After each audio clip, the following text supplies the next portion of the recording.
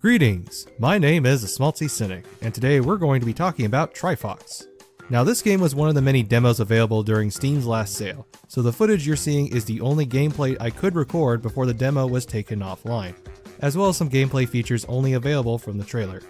You can, however, play the demo for yourself until July 3rd as part of the Indigo 2020 online event.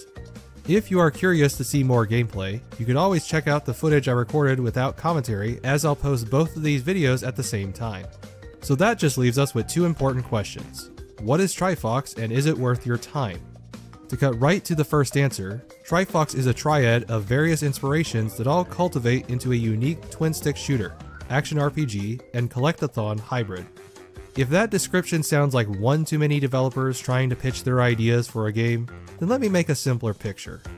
Imagine you take the build and gameplay systems from Transistor, the cutesy 3D platformer level design from games like Super Lucky's Tale, and put it all into a top-down perspective. That's essentially what you would get, although not all of those features are present within the demo. For right now, you are only allowed to play with 15 out of the 30 planned skills across 3 archetypes: the Engineer, the Warrior, and the Mage. In the final release, you will be able to mix and match these playstyles to create a more personal build, which will also unlock other exclusive abilities. If you watch the trailer footage, you can see a few seconds of this idea demonstrated, so I imagine the reason for the current limitation is to properly balance these primary skills first before allowing players the ability to combine them, but I'll come back to this point. As for the other two components, they both play a role in the game's level design and encounters without any major innovations. More specifically, if you've played Super Lucky's Tale, then you will find that this game follows the stages with a top-down fixed camera. Now this demo only showcases one stage at various angles, but given the twin-stick nature of the combat system, I imagine that it will not change all that much. Why? Well, most of the combat mechanics revolve around having enough spatial awareness to keep enemies away, as the defensive mechanics only offer a brief respite. Some situations may have traps or other additional hazards on the map, but the real obstacle is balancing your offensive and defensive abilities to get through gauntlets of enemies. Compared to the action RPG elements, there really isn't anything noteworthy to mention when examining these elements in isolation.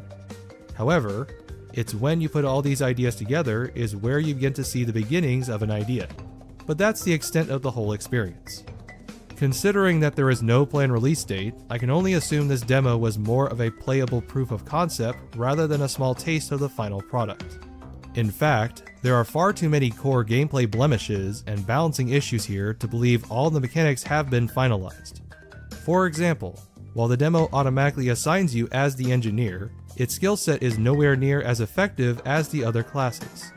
The remote bombs will likely harm you or your own defenses before they damage your foes because of the slight delay after deploying them, which is the only effective way you can directly attack enemies besides your wimpy minigun.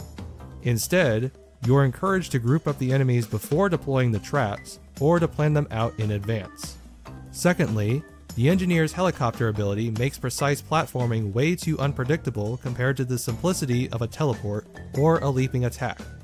Third, and what doesn't make sense, is that the spinning enemies are invulnerable to your remote bombs while attacking, which seems like the most obvious way to break their defenses.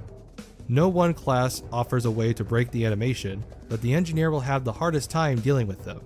As a result, these problems show a lot more flaws than the developers likely intended.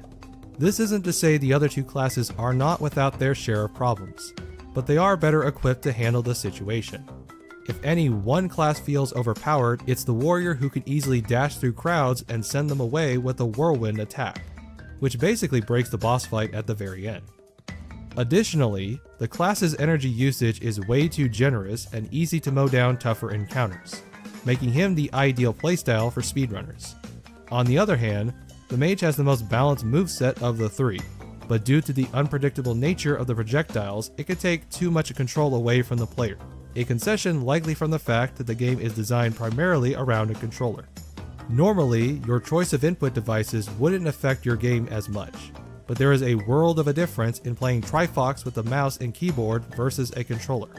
To be fair, the demo heavily encourages you to use a controller, but this point is necessary because the options menu is robust enough to make it viable. In truth, I didn't have all that much trouble playing this game with either setup, but I found myself preferring the controller because of how the movement system works. The real culprit is that the character always faces the direction of your mouse, not where you're going, which I understand why that was decided, but that makes the movement more annoying outside of combat, especially for precise platforming. For classes like the mage and the warrior, the precision of a mouse doesn't affect the game all that much. For the engineer, however, it can become irritating to line up your shots from afar or to face the right direction when evading an attack. Again, the issue here has more to do with the class itself not being all that gratifying to play, but this control method will improve the overall experience enough to warrant mentioning. Now, I might come across here as a little harsh, especially for a demo that I had otherwise enjoyed, but all these little shortcomings are what I would expect to be addressed in the future. The only reason I focus so much on the negatives is that I am limited by one stage, so I cannot tell you anything more beyond that experience about what works and what does not. Hopefully, in a future build, we can see the skill combinations as well as additional changes to combat to give the game more depth, or at least more stages to show us how the game will work within its own limitations. Overall, if you go in knowing that what you're playing is a prototype, then you will more than likely enjoy your time.